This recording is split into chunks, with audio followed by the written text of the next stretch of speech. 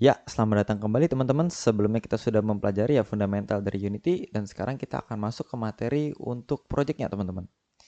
Jadi untuk hari ini ya, untuk sekarang materi ini kita akan coba bermain sedikit dengan sprite-nya, dengan bentuk-bentuk dari sprite-nya untuk membuat sedikit layout dari level gitu teman-teman ya. Nah, jadi untuk em, untuk bermain sedikit dengan nodes-nya di sprite, kita membuat sedikit ya untuk membuat karakternya loncat gitu teman-teman. Jadi mari kita mulai. Jadi di proses ini kita akan membuat project baru gitu teman-teman, buka Unity Hub, lalu ngebuka 2D project gitu teman-teman. Ya. Nah, sip. Oke, jadi terus abis itu kalau udah teman-teman bikin, kalian akan ngebutuhin beberapa aset ya, snowboarder sprite asset. Jadi itu akan kita gunakan gitu teman-teman. Nah, nah jadi di em, setelah itu teman-teman ya kita akan coba nih, em,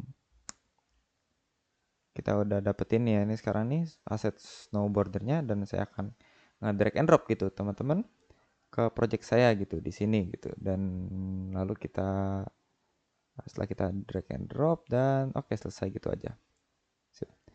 Jadi kita akan ngebawa ini import Unity package ya. Kita import dulu asetnya dan kita akan ngebuat folder namanya sprite dan oke sip udah selesai gini. Nah gitu sip. Jadi teman-teman bisa ngeliat saya mempunyai top and bottom part ya dari snowboarder saya dan beberapa pohon-pohon. Saya mempunyai snow tile ya dan dan juga apa sih penting untuk materi kita hari ini tuh sedikit awan ya teman-teman ya. Ya, beberapa hal di sini. Oke. Nah, kita udah dapat aset kita gitu teman-teman. Dan hal yang ingin kita lakukan adalah ngebuat sprite shape. Jadi saya akan ke hierarki, klik kanan, cari 2D object, dan teman-teman akan dapat namanya sprite shape. Nah, terus kita akan ngebuat close shape ya teman-teman ya. Nah, jadi kita akan ngebuat sedikit loop ya, loop yang pas gitu. Udah kayak gini muter gitu teman-teman ya, bener-bener muter. Nah, sip. Oke, jadi kita akan ke open shape yang em, terus kita bikin complete circle ya, kita bikin bulat penuh. Oke.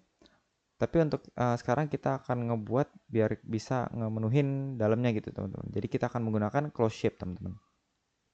Nah, jadi teman-teman di sini ngeliat ada bagian-bagian putih ya teman-teman ya. Itu sedikit aneh, kayak tank ya, kayak jalur tank, tapi itu sebenarnya dari samping gitu teman-teman. Dan kita juga dapat beberapa handle yang bisa kita gunakan eh, kemana-mana gitu, sekeliling-kelilingnya gitu. Oke, so far so good teman-teman. Nah, sekarang kita dapat sesuatu di scenes kita. Jadi kalau kita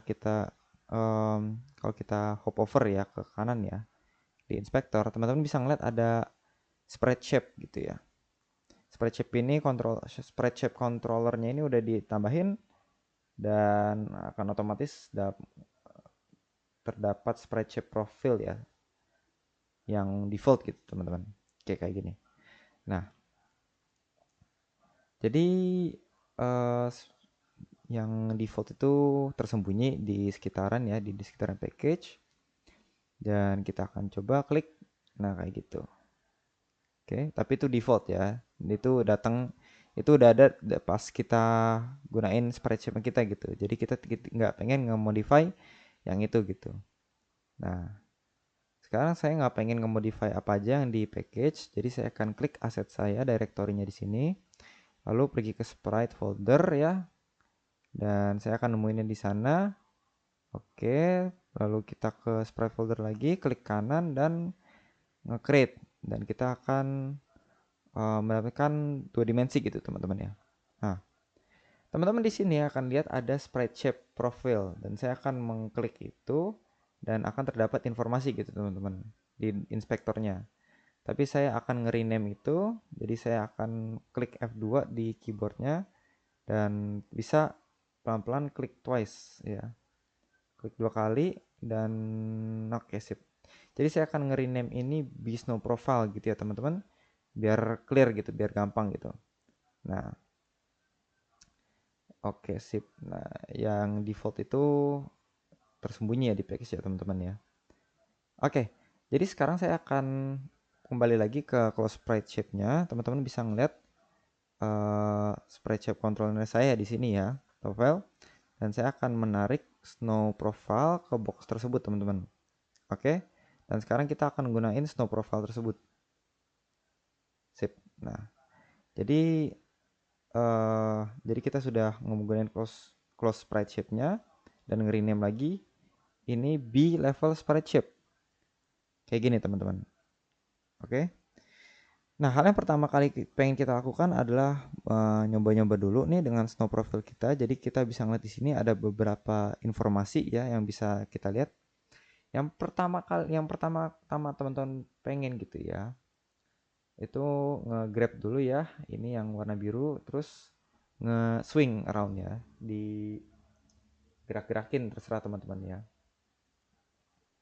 Oke, tapi em, kita bisa ngeliat ya orientasinya pas teman-teman ngegerak-gerakin gitu.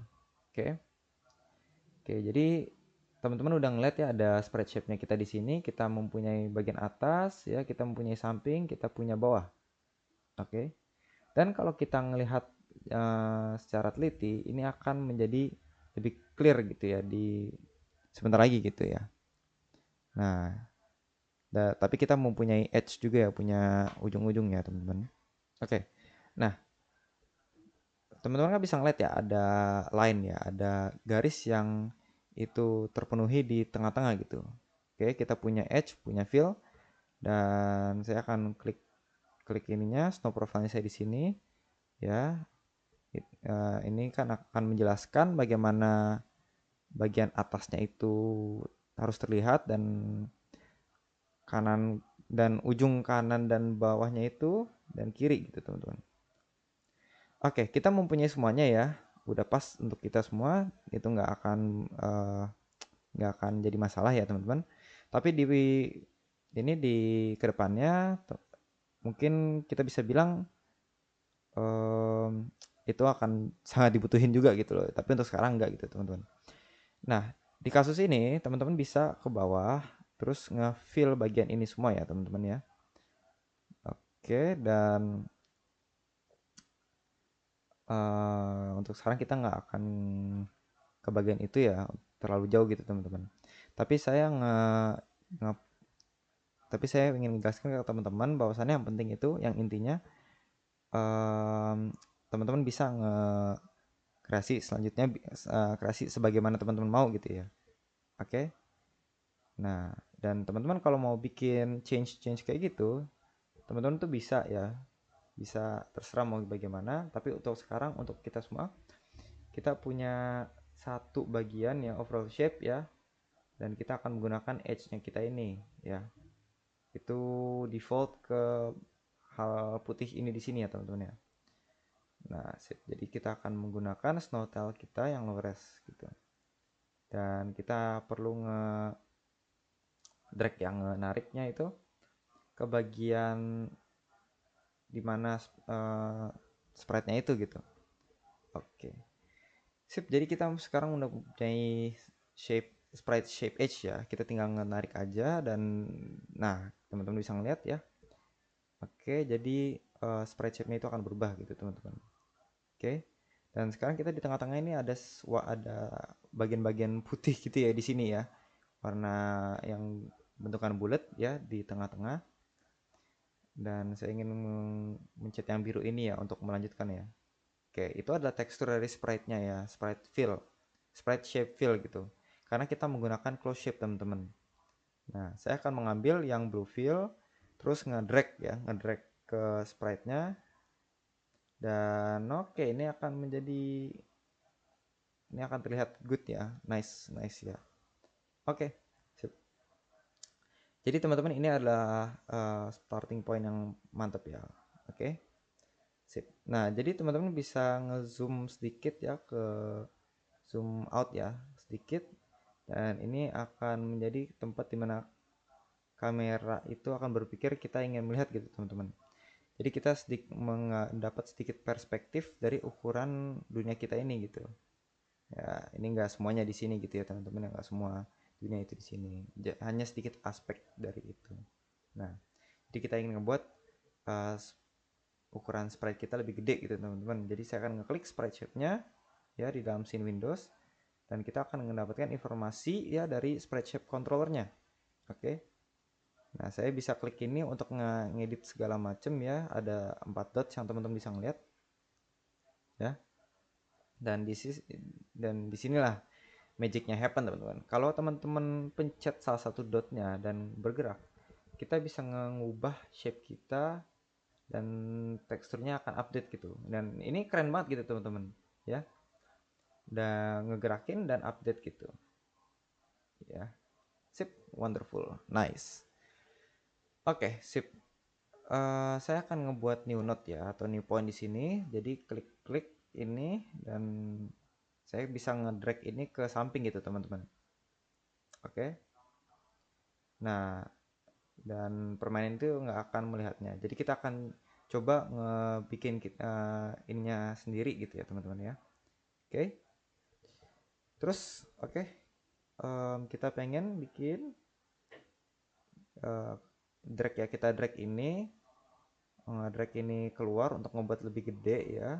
Dan kalau kita drag ke depan itu akan membuat lebih kecil gitu teman-teman. Oke. Oke, ini so far so good ya. Ini seems fine ya untuk start level gitu.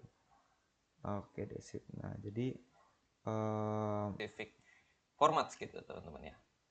Nah, ketika kita bekerja dengan data-data internasional ya, oke, penting untuk mempertimbangkan format yang spesifik untuk budaya tertentu. Oke, jadi misalnya beberapa negara ya itu menggunakan koma sebagai pemisah desimal gitu. Sedangkan kalau mungkin kita ada beberapa menggunakan titik ya teman-teman ya. Nah, tapi beberapa budaya dan negara mereka menggunakannya koma. Nah, jadi untuk yang culture specific formats itu, kita parsingnya itu kita bisa menggunakan culture info untuk menangani kasus ini. Oke, jadi contoh kita coba misalkan using spasi system dot globalizations titik koma. Di bawahnya itu ada string spasi number string strip dalam kurung 123,45 titik koma. Oke. Lalu kita tambahin di bawahnya culture info spasi culture spasi strip, lalu kita tambahin new spasi culture info dalam kurung misalkan kita pakai Prancis ya, kita tulis fr strip fr, uh, ini yang satu lagi fr-nya ini pakai kapital ya teman-teman ya. Nah itu udah dalam kurung, lalu diakhiri dengan titik koma. Di bawahnya kita tambahin double spasi number spasi strip double titik parse. Nah, ini kita pakai double parse dalam kurung number string, koma, culture, lalu diakhiri dengan titik koma lagi. Lalu di bawahnya terakhir kita tambahin console titik write line dalam kurung number titik koma. Outputnya itu menjadi 123.45. Nah, mungkin teman-teman tadi notice kita awalnya menggunakan 123,45. Tapi ini outputnya kita menjadi 123.45 teman-teman ya. Kenapa? Karena kita menggunakan culture info dari Perancis gitu teman-teman. Dimana mereka menggunakan untuk pemisah desimal itu menggunakan titik teman-teman, bukan koma. Nah, dengan menentukan culture info, kita bisa memastikan bahwa parsing dilakukan sesuai dengan format yang benar gitu teman-teman. Oke? Nah, oke sip. Jadi dari 3 video ini kita sudah belajar dari awal itu ada parsing integer. Oke, parsing integer. Lalu ada parsing ke double dan float ya teman-teman. Lalu kita ada parsing ke boolean. Lanjutnya kita lakukan parsing ke datetime. lalu selanjutnya dilanjuti dengan parsing dengan custom formats, dan terakhir itu parsing dengan culture specific formats gitu teman-teman ya. Oke, begitu ya teman-teman ya. Nah, jadi setelah menonton 3 video ini teman-teman, jadi kalian udah tahu ya cara melakukan parsing variabel di C script dengan berbagai metode untuk berbagai tipe data. Oke, jadi memang apa ya namanya? Memang mungkin banyak, tapi ini akan cukup krusial juga ya teman-teman ya, untuk nanti kita apa tuh sebutannya, mengubah string gitu ya menjadi tipe data tertentu. Coba kita review sebelumnya. Jadi parsing itu ya teman-teman adalah proses mengubah string atau data lain menjadi tipe data tertentu gitu ya. Oke. Nah, jadi ini akan apa tuh akan sangat berguna nanti ya untuk kita belajar di bagian aritmatika teman-teman. Oke. Begitu teman-teman ya. Sip. Oke, baik, cukup teman-teman. Terima kasih ya sudah mengikuti yang bagian parsing. Saya harap teman-teman bisa paham sampai sini. Teman, bye-bye.